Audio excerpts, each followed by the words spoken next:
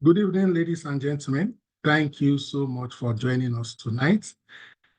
We'll be looking at a topic, how HR can foster a great organizational retreat. My name is Oluyemi Adeosun, and I'm excited doing this session today. Let me quickly say here that retreat is something many of us, from time immemorial, we always get to see our organizations do it. We've worked in places where it's like a routine, it's a ritual.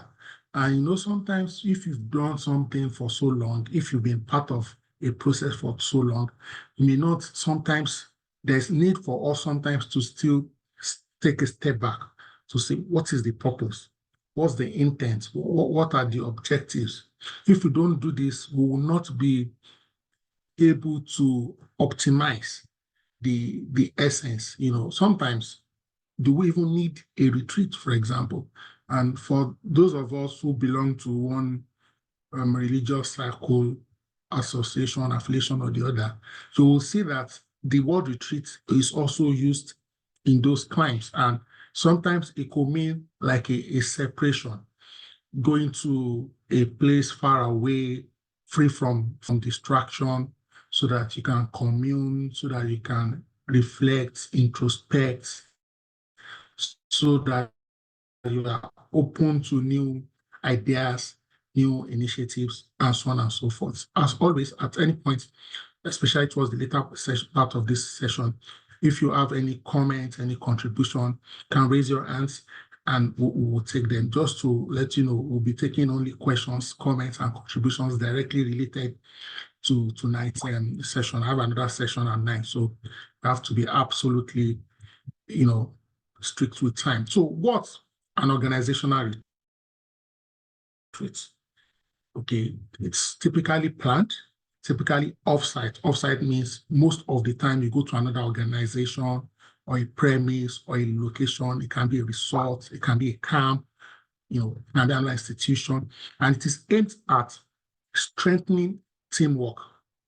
Okay, all the organizational, employees, departments, internal stakeholders. Again, part of the purpose includes aligning the strategic goals. Sometimes, if you have a misalignment, a retreat can provide a good background opportunity for these goals to be aligned so that everybody's on the same page and we can run with a focus. Again, the retreat could also typically reinforce employee engagement and commitment, because it fosters a sense of renewal and connection between the participants. Some of the activities, even though we'll still look at that in a little more detail very shortly, will include workshops, sometimes team building activities, reflection sessions designed to support collaboration, professional growth, alignment with the organization's vision and culture. The retreat also provides like another avenue to reorientate, to recalibrate, to ensure that we are still in alignment, in consonance, in sync with our very essence, the purpose of the organization, the culture, the values, and so on and so forth. Ladies and gentlemen, organizational retreat offers an opportunity. Okay, and I like that word, opportunity. What's the purpose of this opportunity? So that we can step away from our daily routine. Our daily routine can be very, very distracting.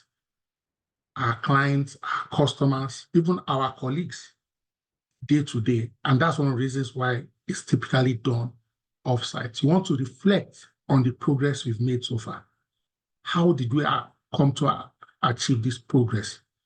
Is it happenstance? What are the steps? What are the actions? What are the initiatives? What are the activities? How can we consolidate it? Okay. We also look at the challenges.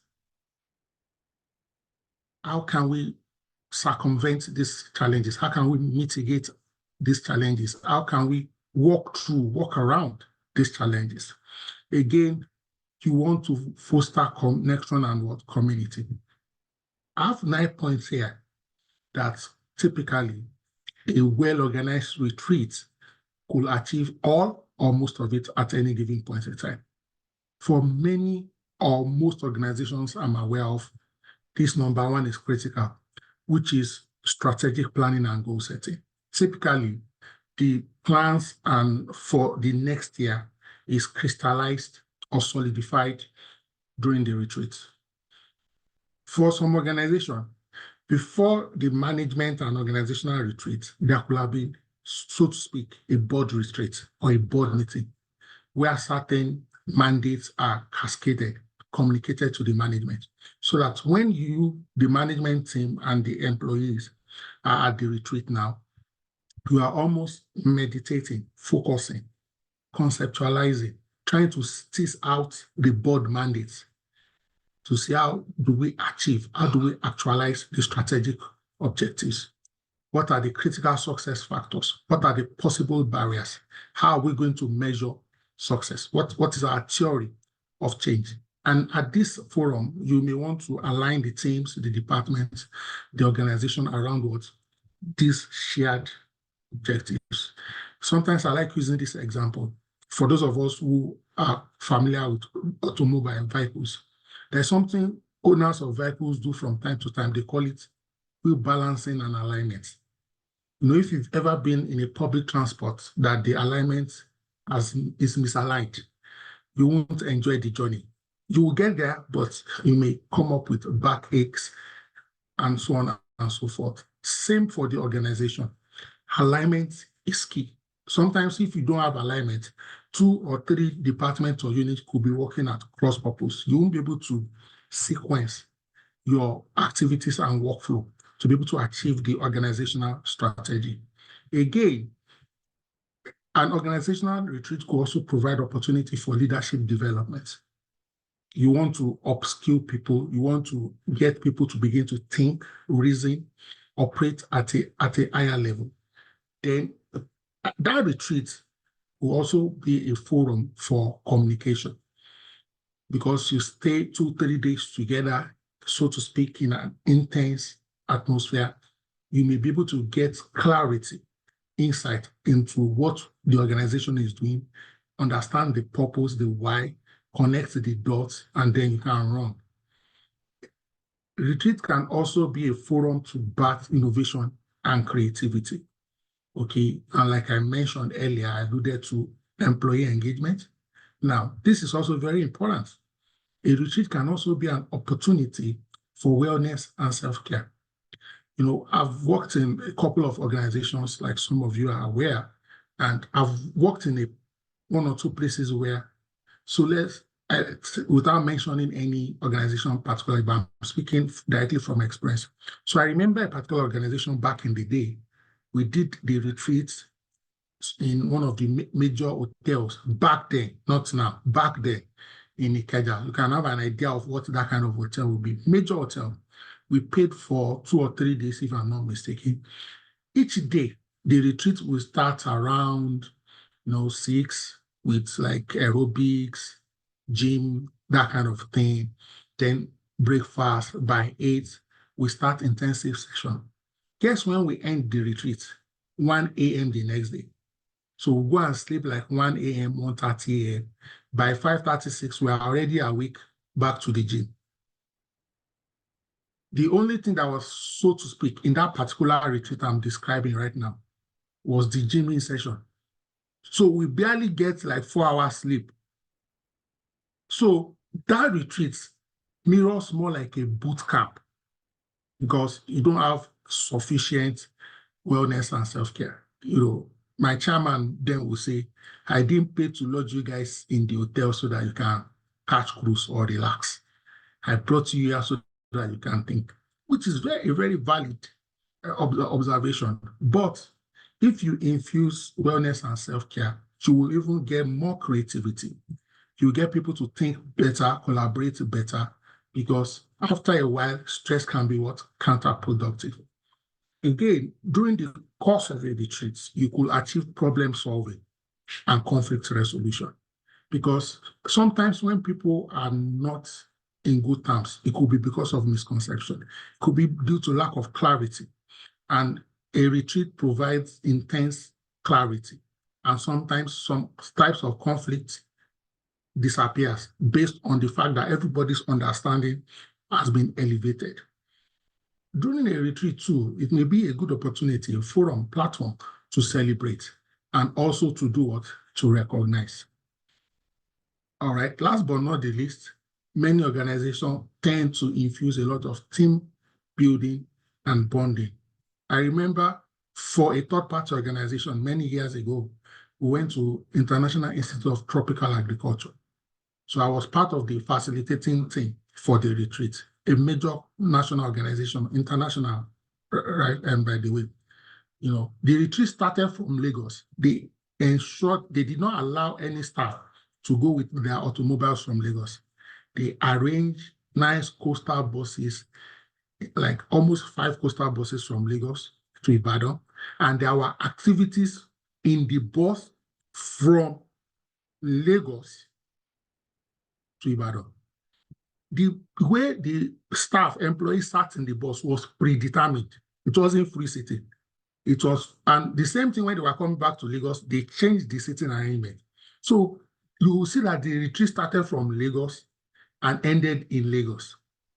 Ladies and gentlemen, retreat can be a good opportunity to foster team building and bonding, so that, because when people relate and engage, collaboration is easier, trust is built, and this camaraderie among employees. Now, I've also been in situations where people will say, who is responsible for retreats? Who is responsible for organizational retreat? I've worked in an organization, for example, where we had a strategy department. And in that organization, the retreat was placed on the mandate of the execution of the retreat was with the strategy department. Of course, the strategy department had to work with HR, finance, and other departments. I've also worked in organizations where HR was responsible for organizing organizational retreats. Why am I bringing this up here? Okay, we don't need to be fixated as to who is in charge. When I say who now, the function or the person. If HR is not in charge, HR must be actively involved, collaborating and providing support to the unit or function in charge. Don't try to say, oh, this is our job, this is our duty. Sometimes in an organization, it does not matter. But no matter who is involved, HR has a core critical role to play. Now, some other units that typically plays role or subunits, for example, L&D may want to look at the workshop aspect of the retreat, the learning input of the retreat. Sometimes some organizations will make sure that even though they are going to a retreat to brainstorm, that there will be certain learning interventions that will be delivered. Again, you may have a corporate communications department or unit. It may be standalone, it may be subsumed in some other functions. You also need them because you want to make a buzz around the retreat before, during, and after. All right. Some organizations, you even find that the MD's office or the CEO's office or the COO's office may also be directly responsible for the retreat, and then sort of have a project team around it. Okay, so don't get fixated whether it is directly on your lap. Your job as HR, whether it is your primary responsibility or not, is to ensure the overall success of the organizational retreat. You may also need the support of admin, facilities, operations, especially if logistics are involved. I mentioned an example just a few minutes ago as to how an organization decided to do their retreat in IT in Ibadan, and they needed buses. Okay, another unit, not HR, organized the bus, but somebody needs to tell them how many people are coming, how do you want the spacing to be, and the bus, what caliber of bus are we leveraging on, and so on and so forth. Now, there are different components to a retreat. First and foremost, you have the pre-retreat planning. See, a retreat success is largely based on how you plan. We have that popular saying that if you don't plan to succeed, we are planning to what? We are planning to fail. So for any retreat, you need to identify all your stakeholders. Stakeholder mapping is essential. Okay? You need to not only identify them, you also want to involve them. You want to engage them. You want to get what's the essence, what's the purpose, what do we want to achieve. Okay, so the employees, the leaders, and the departments that are relevant in planning, you want to define the objective. You want to clarify the retreat goals, because if you don't clarify the retreat goals, how do we know whether the retreat itself is what it is a success? How do we know if the outcomes are in alignment with our purpose and intention? You also want to choose a venue. You see, venue sometimes can be 40% of a retreat. If you choose the wrong venue, for example, you will compromise the integrity and the sacrosanct of the retreat. So select a conducive environment, consider accessibility and amenities. Okay. You also need to have a robust agenda. And that agenda sometimes is battered through an iterative process. Okay. You want to balance work, you want to balance team building, you want to balance relaxation. I told you about a retreat that ended up becoming a boot camp. By the time we returned to work on Monday from the retreat, we were all fagged out.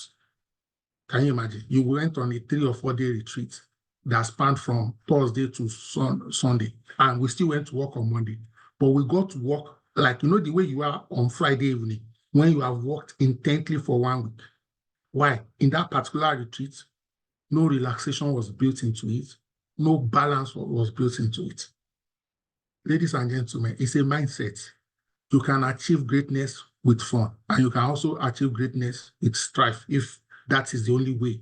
But really, you want to have a retreat, get the results, and now want the people to have the urgency to hit the ground running, not to hit the ground with fatigue. But it is how you set up this retreat that will determine what will happen. Again, communication is very effective, important. You want to share details, expectations, and logistics. Imagine if you are going for a retreat in a particular location, maybe you need to go by boat, and some people don't know that they'll be going on water, and you don't know that maybe some of your staff members have phobia for water. So all this communication should have been done upfront, so that if you need to make special, unique arrangement for certain staff members, you want to coach them so that you can provide them with the encouragement and support they need. All right, ladies and gentlemen, we all know, based on everything we've said today so far, that retreats are important for team building, for professional development. It helps to reduce stress and burnout if you plan it well, because some people's retreat actually cause stress and lead to burnout. Now, it also helps in networking. You see, several team bonding activities are typically infused in a standard retreat, so that people ordinarily, because of the difference in hierarchy, or because of the fact that they may be in different locations normally, the retreat brings them together.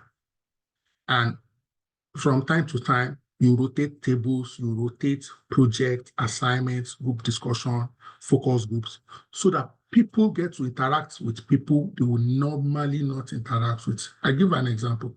So maybe you have 7 C-suite executives in your organization, and at the retreat, you have 7 groups. One of the things you will do is you will put 1 C-suite in every group. You won't let any 2 or 3 C-suites stay together, because if they stay together, because of the virtue of their affiliation, the propensity, the tendency is for them to gravitate towards each other. They are not trying to be elitist or show class, but by the structure, of course, you will now get them to network, mingle, relate, engage with employees of different strata.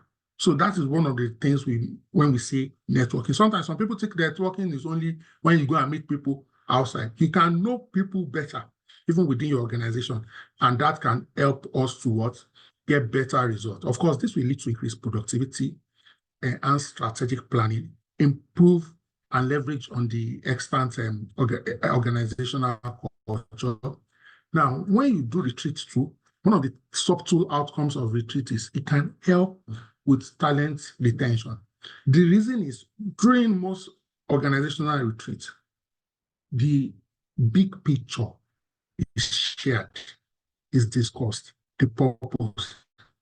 And for some categories, caliber of employees, when they really know where we are coming from and where we are going, even if, so to speak, their compensation is goals, personal, professional goals, with the organization's goals and growth, they may be, they may be more willing to stay and try that they can grow, and so that they can develop certain competencies and capabilities.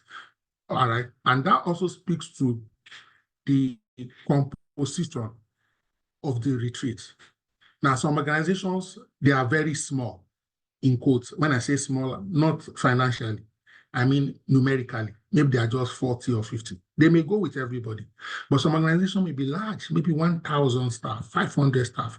And the temptation may be go with only your executive or go with only head of department or unit head. But this is part of the creativity HR can bring to the table. I've seen some organizations where they will go with the executive, head of department, then they will take one entry-level staff from every department. In the chat box, I want somebody to tell me why you think that idea may be worth it. You are going for a retreat. Of course, you can't go with the entire team members or the employees. So you go with the executive, you go with the head of department, head of unit, then you go with one entry-level staff in each department.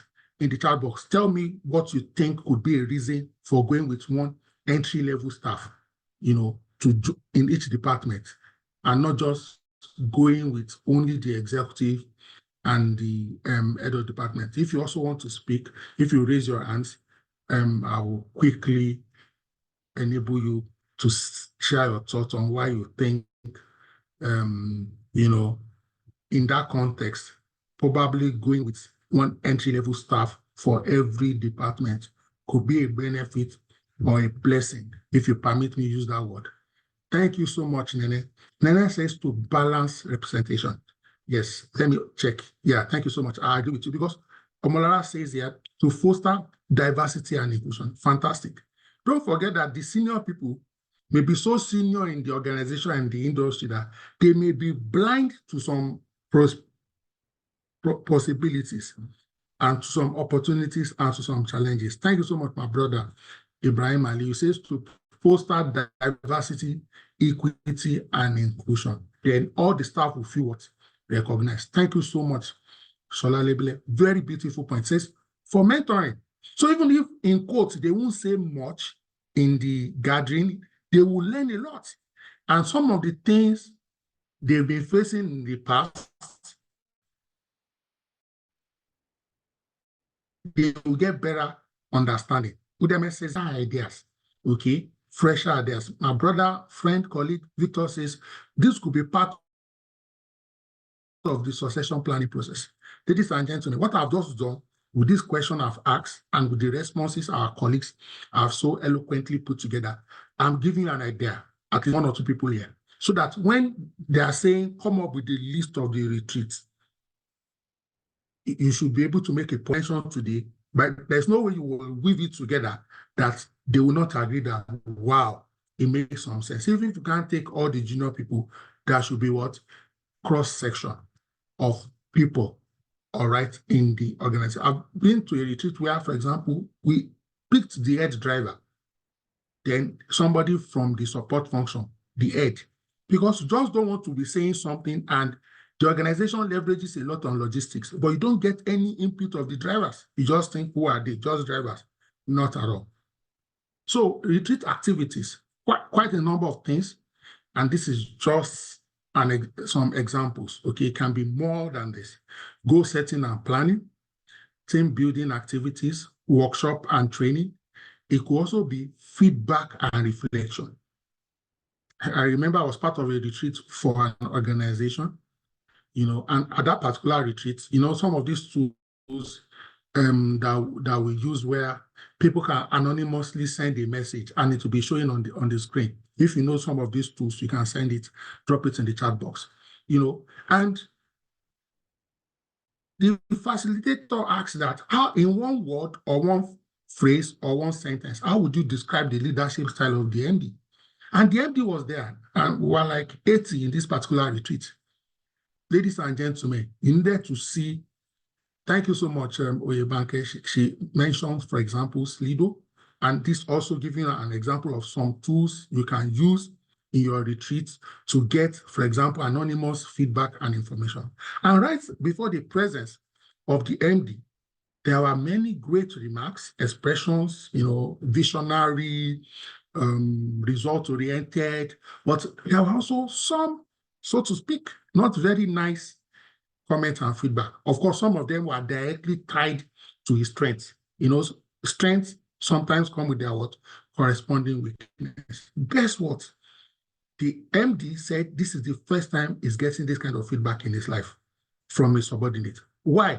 There was an external facilitator who used a tool that provided psychological safety for people to provide their thoughts and opinion. Guess what? The MD, in this context, adjusted. I know some MDs will not adjust. They will even become worse. They will not even be rubbing it in your face to say, you guys have said I'm brash, I'm not kind or generous, and they will keep perpetuating. But in this context, thankfully, so your retreat could also be an opportunity for feedback and reflection. And the feedback does not only have to be up, it can be interdepartmental feedback. So let's provide the HR department with feedback. Let's provide the accounting department with feedback, and so on and so forth. All right. I've overflowed or I've well addressed social events, networking, relaxation, and so on and so forth. Moving on. So some of HR's input into retreat. Now, if your organization is not doing retreat or has not started talking about retreat, especially for 2025, HR, bring it up. Start from when are we having our retreat? When are we having our retreat? Or if the retreat is already in progress and it is not HR that is involved in the retreat, you need to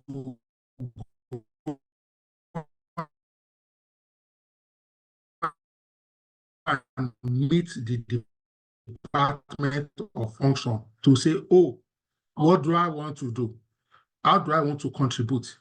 When I say what we call needs assessment. Okay, needs assessment. You want to collaborate with leadership to identify the goals and the objectives of the retreat. You want to understand the team needs and the expectation. Another area that HR can support is budgeting. You want to work with finance, for example, to allocate necessary budget for the retreat, including but not limited to what cost, accommodation, food, activities, and any additional expense. Now that tells you that while you are working on 2025 budget, for example, you should from now put cost for the retreat of next year. Now, at least a reasonable estimate. You also want to either your unit is HR and admin, you need to also work with the necessary logistics. Now, let me say this, sometimes when we do stuff shared, the flyer for session is timely, but a part of me also smiled that timely is relative. Perhaps I should have done this session 6 months ago. Do you know?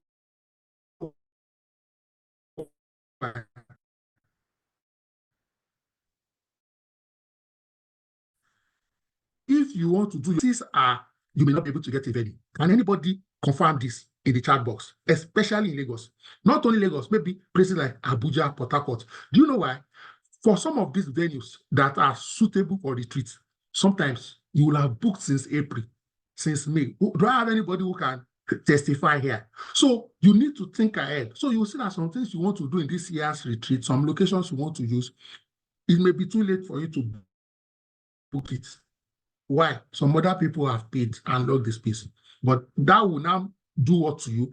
Let you know, how do I plan for the 2025 retreat, so that the kind of location or space you want to use, even though you miss it in 2024, you don't miss it in what?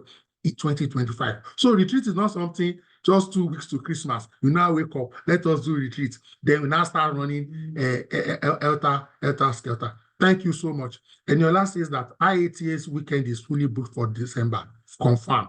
You can't get any room in IATA. In fact, if you want to use IATA next year, Easter, if you don't pay now, chances are that you won't get it. Thank you so much, Eniola. Eniola says very correct. So logistics is very key, and you must have handled the logistics way ahead. Way ahead. Oh, so sorry, Eniola. You wanted to use this. So,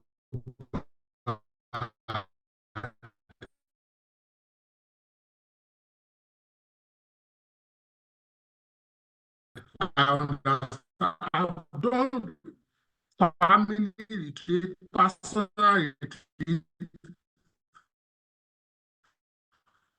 corporate retreat in IT. It's really well support the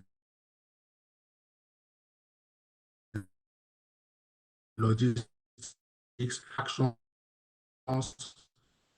and all these salient points will determine the kind of activity, even the so-called fun activities.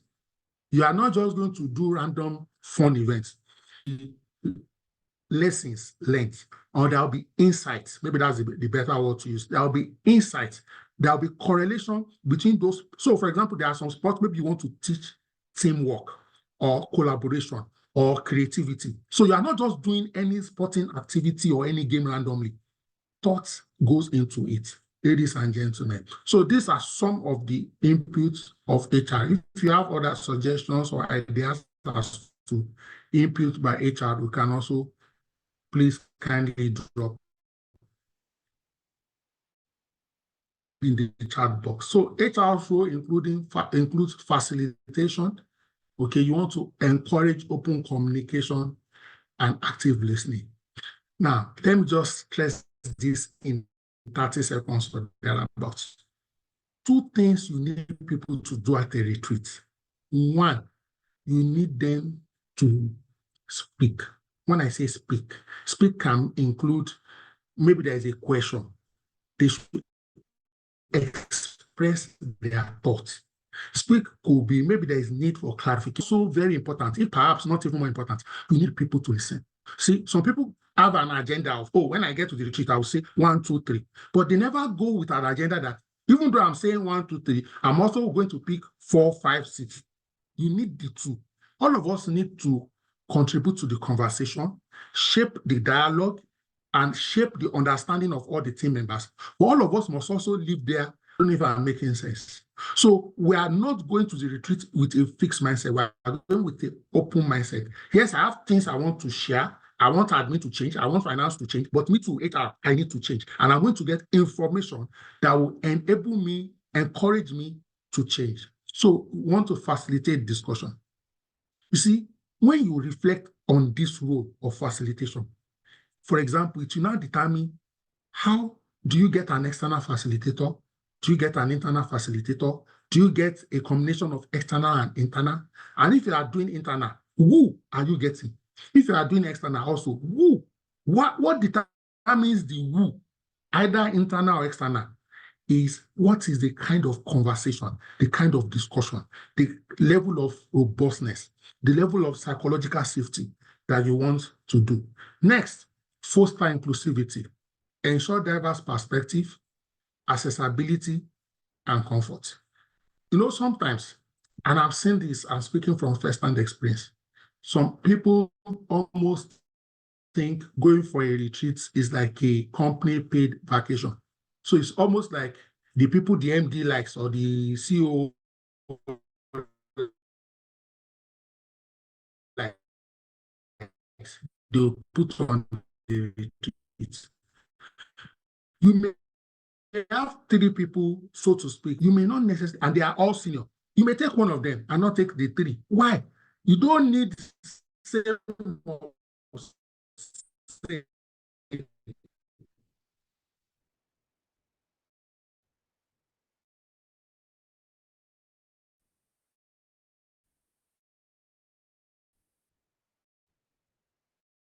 Do you understand? So when we are talking about diversity generation, we also diversity of thoughts. Okay, even if your admin is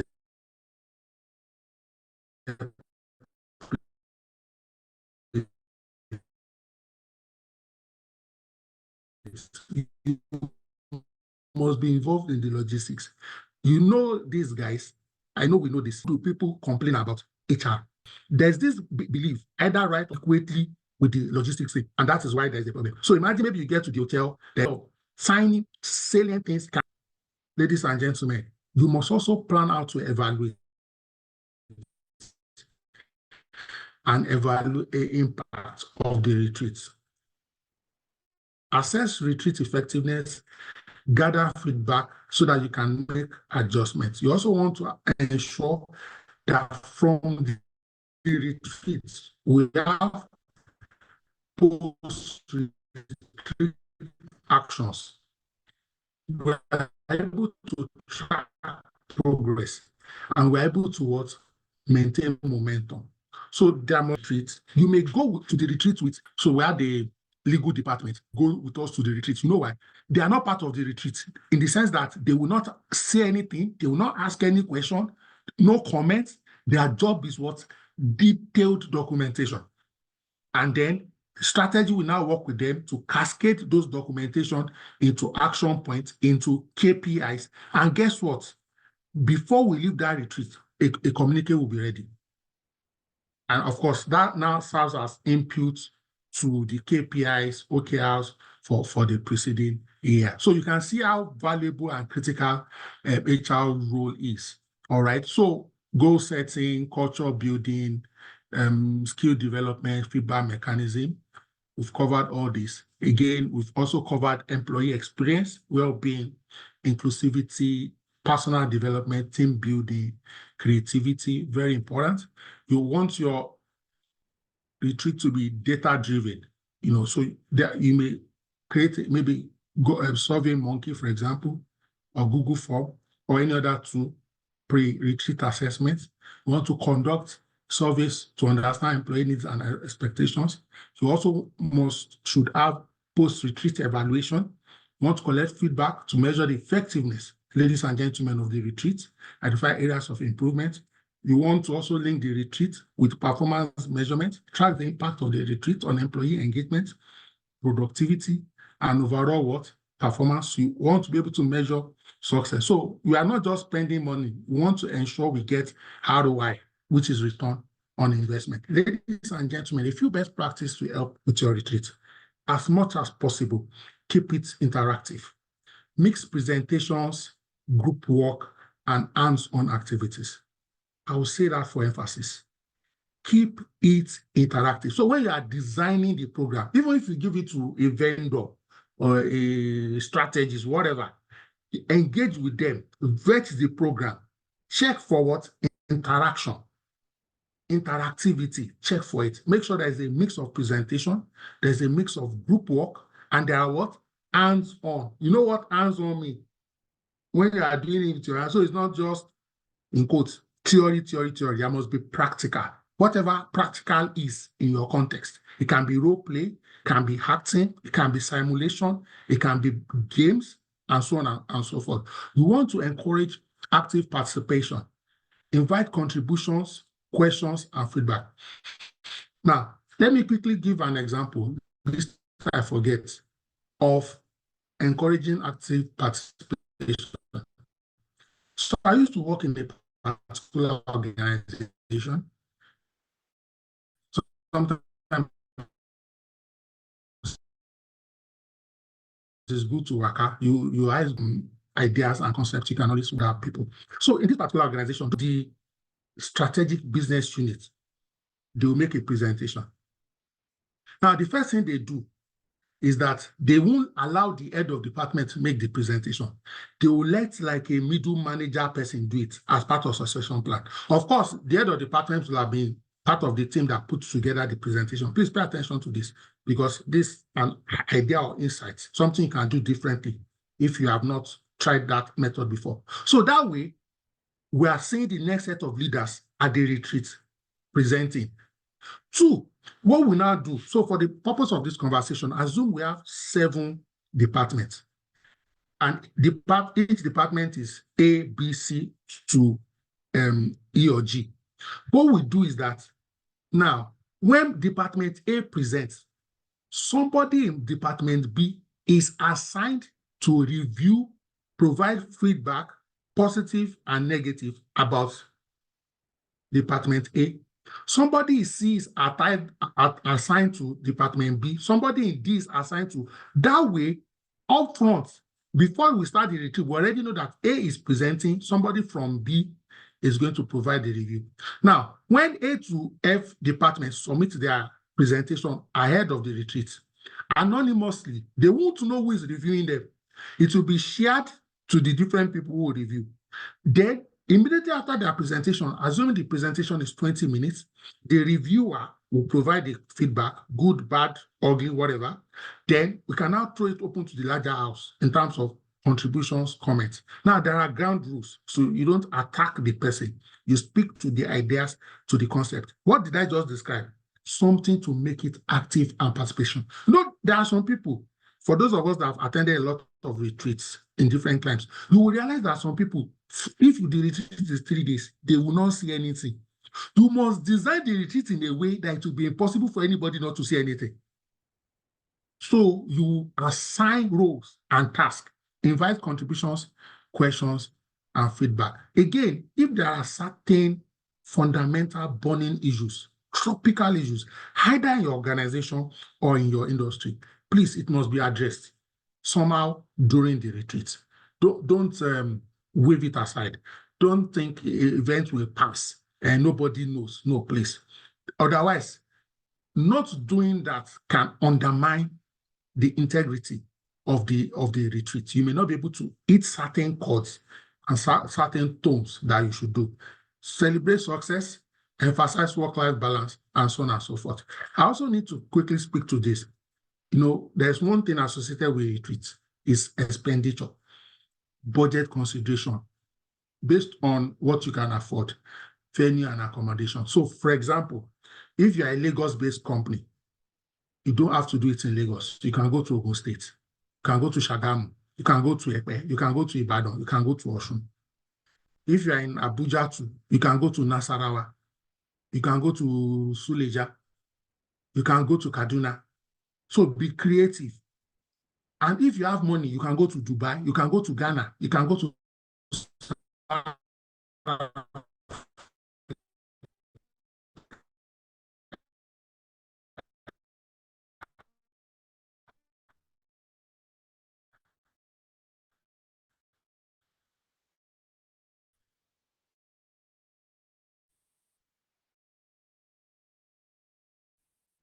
all right. But have a realistic that your plan is within what food and beverage are you doing? What do you call it? Buffet, through a lunch buffet, then dinner. There'll be also different cost implication. Please pay at do you need flip chart, for example, sticky notes, and so on and so forth. Some people, you know, sometimes for this retreat, we go very far. Some people go so far, they go to a location that there's almost no internet. So you need to check. If you are getting external resources, do you want to give them honorarium, appreciation? How do you fly them or move them to the location? You need to think about all of this. Are we going by boat? Are you going by bus, by ship?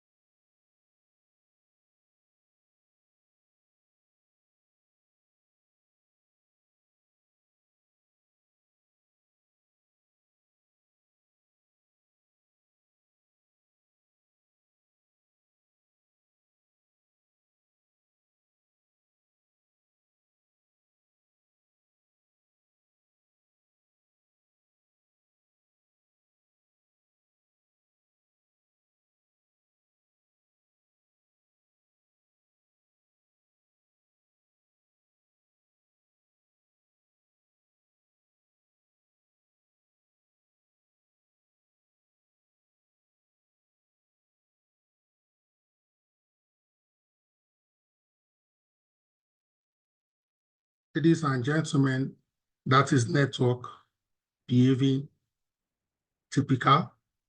Again, you have to ensure, and this addresses the logistics issues. Imagine this was a retreat now. I've had a tiny snag. All right. Apologies for that downtime due to network issues. All right. Moving on and making progress. And we are speaking on based on logistics. Now, just look at this again, what I'm showing right now on the screen. You can see logistics and material, your accommodation, which hotel, which resorts, if you are using that transportation, the meals, the plans, the materials. Again, we have pre-retreat, survey, and other things you want to do, post-retreat, and other things you want to do, the budget. So you need to be this, well, this is not, this even basic or simple. You want to be more elaborate, more detailed. You need to have a checklist. If you don't have a checklist, you will forget something. Ladies and gentlemen, if you don't have a checklist, you will forget something, or you will be underwhelming in one aspect or the other. Now, just to also say this, please, just because you don't have the budget or enough money does not mean you can't do a retreat. You can do a retreat in your organization, in your building, in your facility, because I don't like resources to always be an hindrance. Resources are enablers. The lack of it just make us more innovative. So you can still have a retreat. When you do a retreat, when you go outside, what happens is you are focused, there are no distractions. If you are using your building, for example, intentionally, if you are using a weekend, Saturday or Sunday, then you lock it off from customers so that you prevent, what do you call it now? The distractions. Staff that are not supposed to be part of the retreat that weekend, they won't come in. You may, for example, want people to put away their mobile phone. We've done a retreat where, so there was like, the MD called it offering basket. So at the beginning of every session, everybody is required to drop their phone in that basket. So after every two hours, everybody picks their phone for 15 minutes. After 15 minutes, you will drop your phone for another 2 hours. Why? The phone was identified as a potential massive distraction, even in a faraway location. All right, so you could do it off-site, on-site. But when we go outside, we just don't want to change scenery, even though changing scenery can be very good for what's it now, for creativity, for innovation, for fresh ideas. They enhance team bonding, increase creativity, reduce distraction, improve morale, and then it helps team bonding. Some people, for example, for those of us based in Lagos, some people, they've been in Lagos for 10, 15 years. They've never been to Takwa Bay. And you'll be like, are you serious? I remember the last time I went to Obudu Cattle Ranch. So I spent a few days in Calabar. I met a man, he was 45 years old in Calabar. I mean, an educated man, okay, financially okay, it's not like an illiterate. The guy had never been to Obudu. He was asking me, he said, what do you Lagosians look for in this Obudu?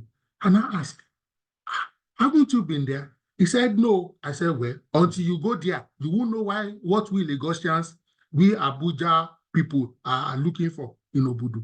So sometimes it helps even people know and be aware of beauty, of course, nature or whatever artifact is available. You can also do an on-site retreat in your organization. It can be super cost-effective, more budget-friendly. You eliminate travel and accommodation expenses, but please still provide food or provide catering, please. On-site retreats are easier to organize, requires less logistics, familiarity with the environment, resource accessibility, easy access to company resources and tools, of course, but you now need to manage it in a slightly different way so that people can pay full attention. When the sessions are on, everybody is in the session, no distraction, nobody is going to carry their computer or trying to log in to an email. Again, there are also, so we are in a dynamic society or dynamic work setting and time now. I've also seen retreats that are hybrid. What do I mean? Or retreats that are even virtual. So you can also do retreats. So, retreat now from what we've discussed so far, you go to a getaway location or you do it in your office. You can also do retreat that everybody is virtual. I know some people won't like that one because in that context, the participants are responsible for their catering at home or wherever they are. But, so a retreat can also be fully virtual. The only thing is, when you are planning a virtual retreat, you need to be mindful of people's attention details. So if people have good internet, for example, you may want to mandate that all videos are on. You may now, maybe instead of doing, say, 9 to 3, you may do 9 to 12. You understand? Making provision for the peculiarity of the fact that people are in their homes, and then people may be in different geographic time zones. So you also need to make provision for that. And the kind of programs, engagement sessions you have will recognize a virtual session. So you can leverage on technology. Maybe you are not able to bring everybody to the retreat, either due to cost or some other logistics. So you can consider hybrid, where you have physical and virtual. Okay, online collaboration tools, digital whiteboards for presentation, feedback and survey tools, social media groups for updates and sharing. So even though I prefer physical, where you can afford it, but don't say, oh, we can't do physical. Then explore virtual. Just be intentional with the type of activities, events that you put in place. And you can also do hybrid. Now, I've also had this argument. I've had people in different organizations I've worked or sessions I've been in, people will say, no, bring external people. They will say, no, bring internal people. Sometimes it could be neither here nor there, but let's look at the benefits. Oh, thank you so much, my brother. Ibrahim Ali says, we did a virtual retreat at some point and food was delivered to our homes through Korea. Fantastic. I love that. I love that. I'll read that again just so that somebody. We did a virtual retreat at some point and food was delivered to our homes through Korea. That's in creativity and innovation. Eniola even aligns and says that's awesome. So you want to consider internal resource facilitated retreats. Your staff is your staff. You probably will not pay honorarium. Although I've worked in a place where anybody that teaches us or does a session, even though you are our staff, we will still pay you honorarium. It's just that the honorarium we pay internal employees is cheaper than the honorarium we give external employees, but we'll give you something so that you are motivated to prepare and share knowledge and coordinate. So internal resources can be cost effective. They are knowledgeable, they know the culture, the system, the industry. They can customize it to your setting, it can be convenient. They can promote accountability and ownership. Some of the challenges associated with internal facilitation could be lack of objectivity. The person can be the MD's boy. You understand what I mean? Or, he doesn't want to offend the chairman. So they may struggle with being neutral. They know too much, they can no longer be objective or not be neutral. They may also have limited expertise. They may not possess specialized facilitation skills. So it's one thing to understand the organization, it's another thing to be able to facilitate, to coordinate sessions, okay? They may sometimes also have biased perspective, okay? Their views may be influenced by internal politics, maybe not the truth, maybe not the position that is necessarily the best for the organization. They may be pandering to certain sentiments. It can also add to existing workload. Don't forget that internal facilitator already has normal day-to-day job. Would they be able to think through and coordinate? All right. The last but the very important factor that could be a reason why you should not consider internal facilitators could also be groupthink risk. Internal facilitators may reinforce existing thought patterns. They know so much that they will now be reinforcing what they know. But again, don't forget the positives. They are affordable. In fact, you may not even need to pay. You don't have to be like the place I work where we also pay internal facilitators. Again, they understand the context and the setting. It is very convenient. All right. Let's look at the benefit of external resource facilitators. They tend to be open-minded. They probably don't know you too well at that personal level. They sometimes, They bring expertise, not sometimes. They avoid internal politics and biases. They are not trying to. The worst is you will invite them to facilitate again. At least this one that they've come, they will do it and do it well. They bring innovative approach and best practice, allow internal staff to focus on the retreat goals. So they are not focused on the logistics. They are not focused on contributing, on listening. Of course, there are also challenges. It's a service, so you have to pay. Sometimes also, and this may be a challenge, external facilitators require time to understand the organization or sometimes the industry. They may also rely on internal expertise. We create some form of dependence because they want to touch base with some of your own team members so that they are briefed and updated as the case may be. There may be a cultural misfit. Okay, external facilitators may not fully understand company culture. So they may be pushing certain ideas or ways that may not really be compatible with the culture of either the organization or even the industry. If they don't have industry awareness, then coordinating external facilitator schedule. So especially the very good facilitators, sometimes they have 3-4 engagements. I'm sure many of us here can relate. There was somebody I was supposed to do something for on Saturday. I had to beg that person that let's do it Friday night, because already Saturday I have four sessions already. So these are sometimes, scheduling can be a problem. But last but not the least, and this is something I personally recommend. I personally recommend this, especially if you can do it. Hybrid facilitation. What do I mean by hybrid facilitation? So if you have 2 facilitators, somebody internally, then somebody externally. If you have 4, 2 internal, 2 external. So that way, you are trying to get the best of both worlds. You understand? We're trying to leverage on internal organizational knowledge and industry capabilities, and then external expertise and objectivity. So if you can combine, it's good, so that we get the best of what? Both worlds. All right? Consider retreat objective, internal expertise resources. Consider your words, your budget constraint. I've also seen people use, for example, as facilitators, maybe ex-staff that were good and had a good record. So they have insider knowledge, but they're also independent because they're not planning to come back. So that's just another idea. Okay. I know that some of us like templates, so this is not really a template like that. Let's just say a guideline or a template. Anyway, template is a guideline. So this is a sample retreat agenda. It may make sense, it may not make sense, depends on your organization or your, what do you call it, your setting. When I say organization, it also depends on what time is it in your organization.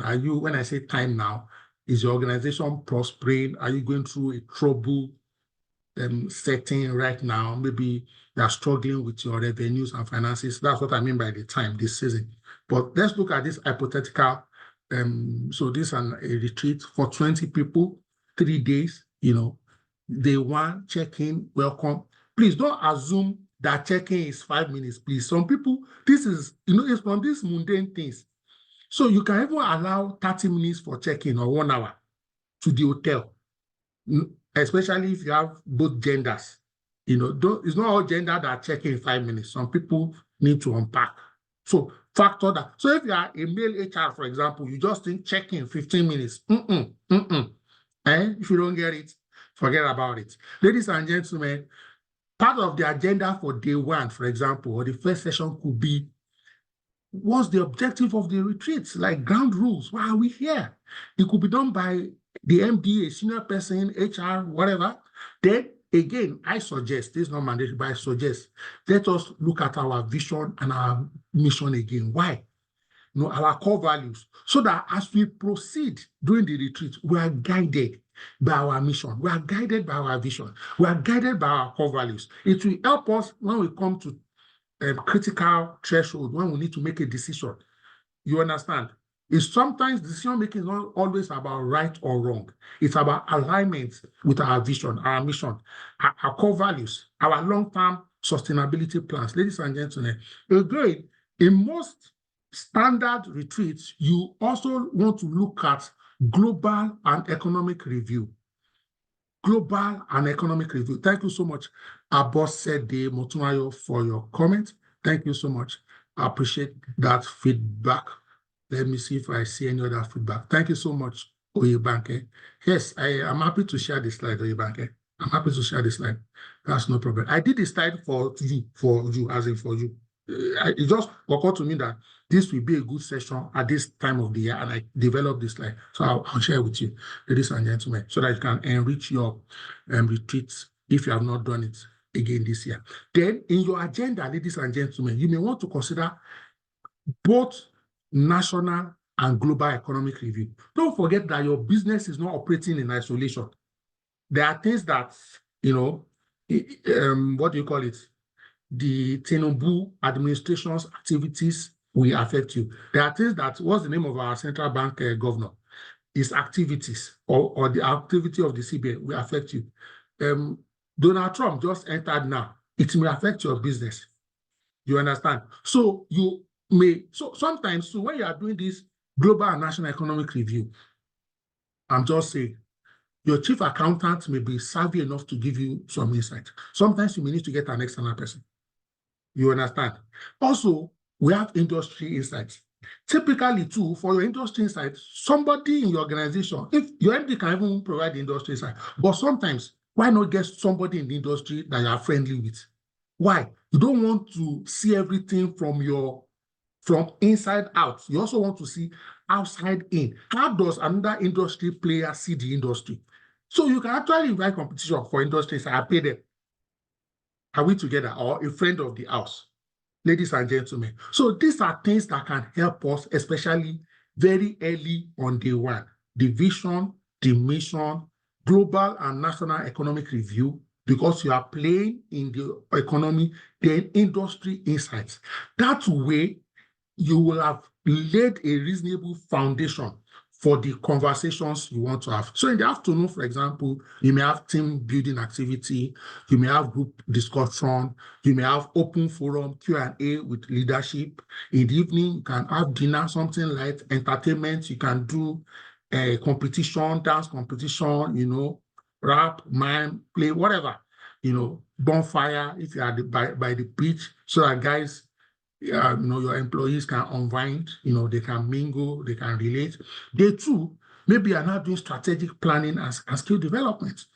You do your breakfast, strategic planning sessions, setting goals and objectives. You may now have departmental or strategic business unit presentations and feedback. I gave an example earlier where a department do their presentation. Somebody from another department provides critique. Critique means the good, the bad, and area of improvement. You have that. Now, you are doing this on day two, leveraging on what you have learned on day one. You can also have a skill development workshop. It can be leadership, communication, problem solving, group discussion, feedback, and reflection time. Then you do what? Dinner. Maybe day three. Some people, by this day three, you can be having like, what's the action point? What have we learned? What are the KPIs? What are the immediate steps? And so on and so forth. We can also have fun activities if you so desire. So you can now have something simple like this, like it's showing on your screen right now. You want to have it day one, day two, day three. Typically, this is done through an iterative process. Maybe meet with the MD, strategy, relevant stakeholders. In addition to what I have here, for example, just looking at this again, I now remember that, for example, you could also have a column for responsible. In that column for responsible, it can be internal or external, or a combination of the two. So you can put the name. So please, ladies and gentlemen, let me also quickly say this, lest I forget. For your retreat to be successful, you must be, I don't want to use the word rigid. Please give me a better sounding word than rigid. You must be firm with time. Firm. If you have a better word, then give me, please. Borrow me English. What is coming to my mind is rigid, and rigid may not look positive.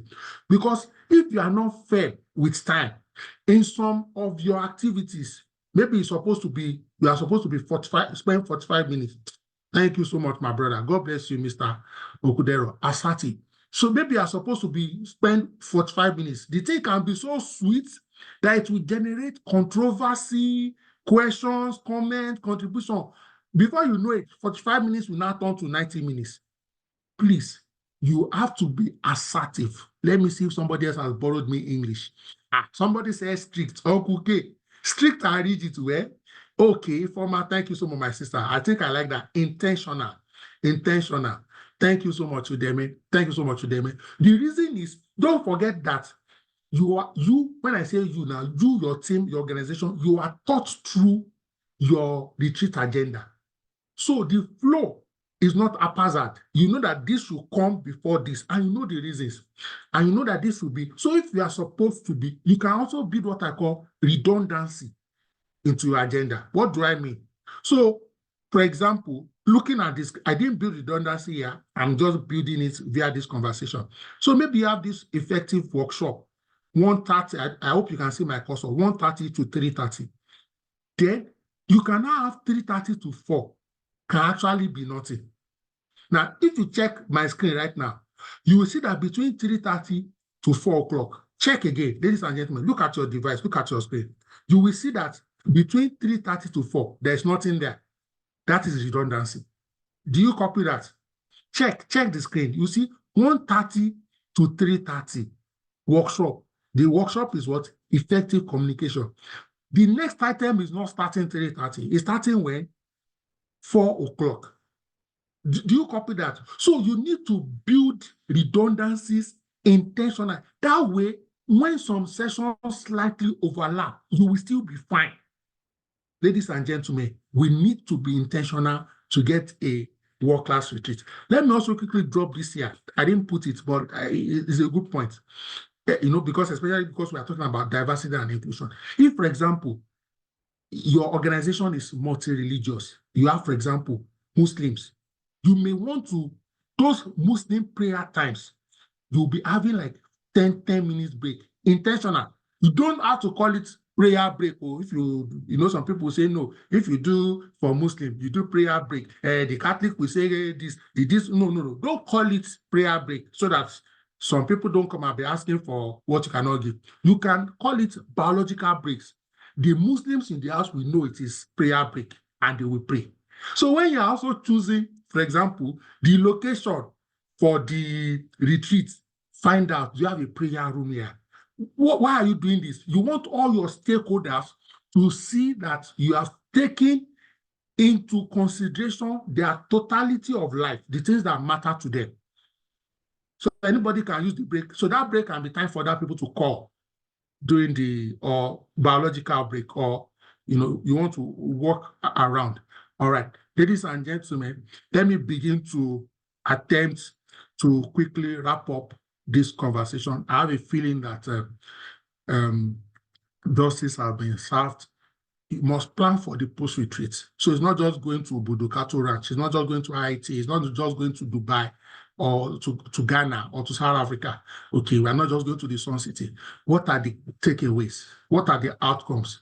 What are the decisions? What are the action items? Okay, we also want to assign responsibility. We want to assign timelines, accountability to implement these changes. We also want to be able to track and monitor progress. We want to be able to provide support and address any obstacles. We want to be able to provide resources, okay? We want to evaluate our return on investment, assess the impact on engagement, on productivity, on goals. We want to plan follow-up intentionally, deliberately. We want to schedule check-ins, workshops, or mini retreats. So we may have one main retreat in the year that is 3 days, for example, or 1 week or 4 days.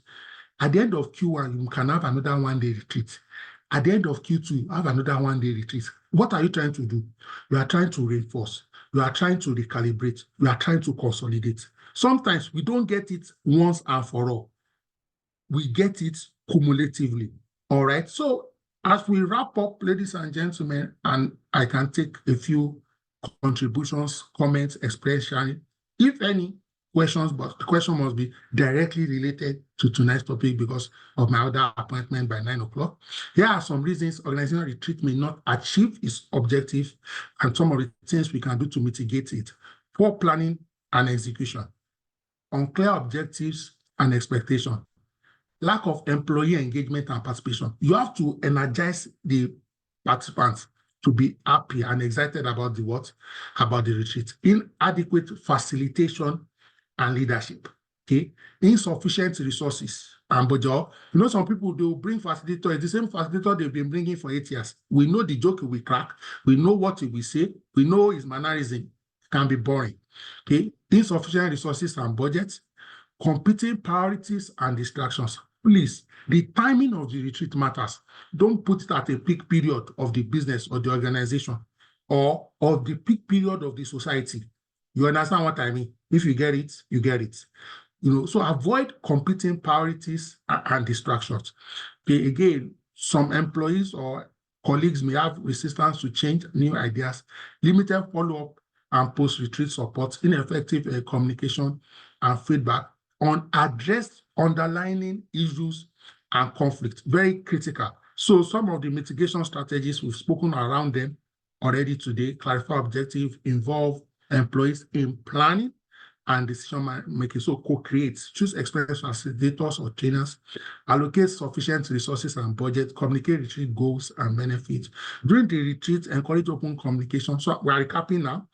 Communication and feedback, foster a safe and inclusive environment. Ladies and gentlemen, use interactive and engaging activities, address conflict and issues as they may arise, provide opportunities for reflection and adjustment. Let me give you one funny issue that can arise in a retreat: food. So I've seen some instances where the food, day one is a different food vendor, day two a different food vendor, day three a different food vendor. Why? Variety and taste. I've seen another retreat, breakfast, it was the hotel, lunch, a different food vendor, dinner, a different food vendor, diversity and taste. Don't, that's risk management. Post-retreat, develop and implement action plan, establish accountability and follow-up mechanism, provide ongoing support and resources, evaluate retreat effectiveness, impact, celebrate success, and also progress. Ladies and gentlemen, it's time for your contributions, your questions. All right, I'm dropping my contacts, showing you right now. I'm going to stop sharing my screen anytime from now. So if you have a question, a contribution, a comment, please, we have approximately 12 minutes to do that, if any. I'm also happy to take a bow. All right. I'm checking to see if there are any hands up. I appreciate all of you for your kind words. Thank you so much for your comments and your accolades. I'm happy you find this useful and beneficial. Sometimes some of these things, like I said at the beginning, we've always been doing retreat, but sometimes we need to sit back and reflect so that we can have a world-class retreat. So the next retreat you do must be the best ever. As in, let people say, what have we been doing since all these days? Thank you so much, my brother Ibrahim. Thank you so much. Ibrahim says this is a masterclass. Thank you so much, my brother. My brother Victor Agu says powerful session. Thank you very much. Thank you so much, my brother. Feyi, I did a great presentation. Thank you so much. Afola Shade, thank you. Thank you so much. So what I will quickly do. All right. So I'll take Nene's contribution. And while Nene is contributing, let me quickly upload the slide directly to the Zoom chat so that all of you can download it right away. Nene, you have the floor, please. Thank you so much, Dr. Adeosun. Thank you. This was quite good. Mine is actually a question, but a funny one. I put it on the chat room already, and I'm saying, please, does anyone know a very good, cheap and cheerful hotel to use for such events? Already I'm thinking about it, but I'm looking at the cost, judging from where I am today and how the business is doing. But I know that I need to do this for the leaders, just to meet up and again plan for next year strategically. So I'm asking, please, anyone can respond to me. We are within Alausa Ikeja axis. Please, if anyone can recommend for me cheap and cheerful hotel to use, not Radisson, not Sheraton. Those ones are way off my budget. Don't mention name, ma. Please, don't mention name. I'm so sorry. I love you, Radisson. I love ads intended. I love you guys. You have been good to me. I'm always be good to you. Please, anybody talking now, please, don't mention any organization, please, either for good or for bad. All right. Let's say Udeme, you can go next.